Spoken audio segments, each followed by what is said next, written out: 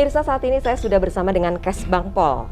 Ada Pak Taufan Bakri yang sudah hadir di sini berbicara tentang Harkamtibmas, tentang kemasyarakatan dan juga tentang organisasi masyarakat yang menjadi perpanjangan lidah dari masyarakat.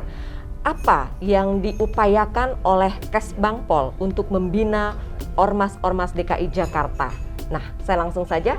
Selamat siang Pak Taufan. Selamat siang Bu. Salam sehat. Salam dong. sehat, luar biasa, harus sehat. Harus sehat ya. Nah ini Harkamtibmas ini sebetulnya saya tanya ormasnya dulu.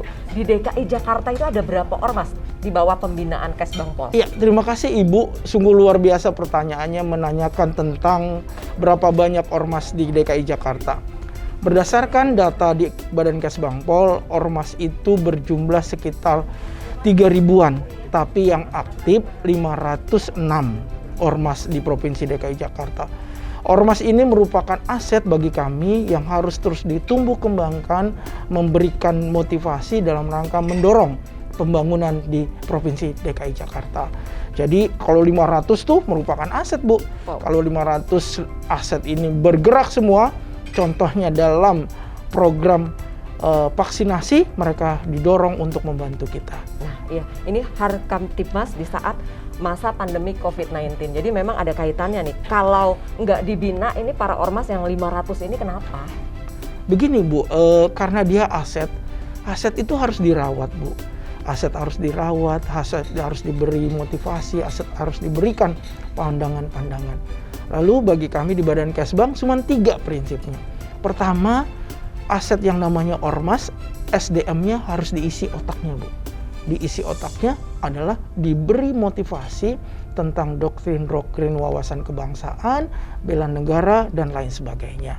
Supaya mereka paham bahwa berorganisasi tujuannya adalah mengembangkan paham tentang bela negara.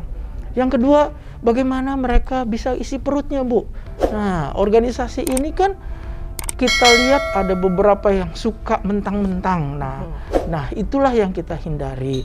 Tujuan kami bersama Pak Kiai dengan flow-nya bagaimana memotivasi organisasi untuk mau anggotanya. Tidak semuanya kan berpendidikan bagus. Ada anggota yang tidak berpendidikan kurang bagus dan kurang beruntung. Kita dorong untuk ikut pelatihan-pelatihan yang dilakukan oleh Pemda DKI. Di tahun sebelum pandemik 2019 mereka masih bisa kita latih dalam bidang otomotif, bengkel, servis AC, servis HP, dan lain sebagainya. Sehingga mereka bisa mengisi jaring-jaring pekerjaan. Nah, di masa pandemik mereka kita dorong untuk menyuarakan kampanye. DKI ada 10,5 juta penduduk yang harus divaksin. Bantuan organisasi masyarakat, semua elemen didorong untuk membantu. Contohnya, Pemuda Pancasila, FKPPI, Flow, itu semua mendorong Bu untuk dilakukan vaksinasi. Dia mengajak orang-orang untuk divaksin. Nah, tugas mulia ini akhirnya bisa mencapai target 9 juta sekarang sudah divaksin. Oke, sudah 9 juta jiwa ya. Itu di bawah upaya pembinaan koordinasi Kesbangpol dengan ormas-ormas yang ada di DKI itu ya. Kemungkinan kita yang 500 itu sebagian saja kita bisa. Misal kalau 500 kali 500 mungkin hanya sekitar 250.000 orang didorong untuk, selebihnya melalui RT RW dan lain komponen yang bisa didorong untuk bisa segera sukses. Bisa segera sukses. Ini pembinaan yang dilakukan oleh Kesbangpol ini dengan berbagai cara ya, sebelum pandemi tadi, sesudah pandemi. Responnya yang dirasakan oleh Kesbang, hasilnya itu ada nggak? Ada. Sejauh mana? Gini, bukan sejauh, kita melihat statistiknya. Contohnya, dengan memberikan motivasi contoh kepada pemuda Pancasila, mereka mendorong orang-orang yang tidak mau divaksin dengan merayunya memberikan sembako misalnya. Ini namanya kan merayu, boleh ya, merayu memberikan sembako sehingga orang datang untuk melakukan vaksin. Nah, itu suatu kolaborasi yang luar biasa. Bagaimana mendapatkan sembako, bagaimana mendapatkan vaksin medis mereka sendiri. Jadi mereka berkolaborasi dengan dunia medis yang dia siapkan. Jadi Pemda hanya menyiapkan vaksin, mereka menyiapkan sembako, mereka menyiapkan tenaga medis. Itu bukan main tuh. Berarti aset ini menolong kita dalam menyukseskan program. Oke, jadi pemirsa luar biasa untuk menyukseskan program sudah dilakukan semaksimal mungkin dari Kesbangpol DKI Jakarta. Nah, ini ada nggak harapan khusus ke depannya nih? Harapan banyak, Bu. Harapan ke depan adalah setelah kita pasca pandemik ini, ketenaga kerjaan agak surut, Bu. Nah, ketenagaan kerjaan inilah yang akhirnya kita coba membantu dengan gerakan budidaya di bidang pertanian atau di bidang perikanan. Alhamdulillah, walaupun dalam skop kecil kita mulai mencoba membangun budidaya ikan. Apa budidaya ikan itu? Adalah produk ikan nila.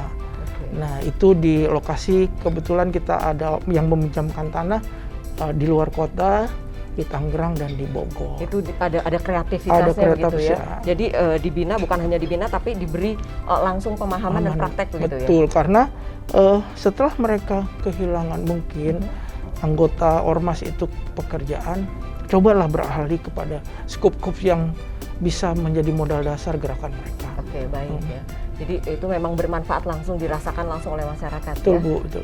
Ada kemanfaatan ya. Manfaatnya kepada anggota sendiri dan masyarakat. Oke, baik. Ini pemirsa tadi juga ada Kemenkumham ya, tapi hanya kebetulan ada acara, jadi kita hanya bisa dengan Kesbangpolnya. Namun juga mungkin ada yang disampaikan perpanjangan lidah, himbauan kepada masyarakat umum dan juga kepada ormas sebagai perpanjangan lidah dari masyarakat. Silakan Pak Taufan.